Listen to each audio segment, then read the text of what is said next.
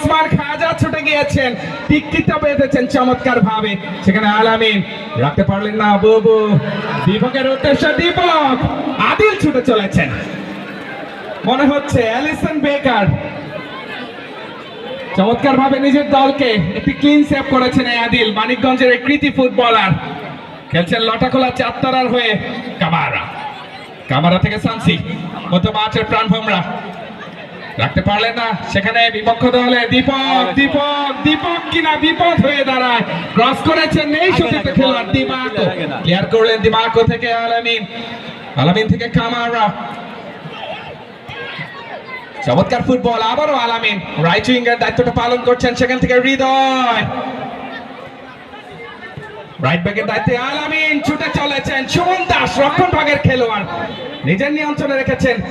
সেখান থেকে সতীর্থ খেলোয়াড় নুরুজ্জামান থেকে ফরেন ফুটবলার সেই সুদূর আফ্রিকা থেকে আগত হাসান বিয়া বাড়িয়েছিলেন উদ্দেশ্য, সেখানে দিমাকো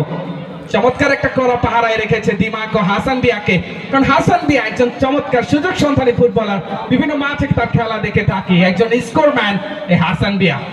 ঘিনির তারকা প্লেয়ার, জার্সি নাম্বার 11 এর উদ্দেশ্য ছিল, সেখানে বুবু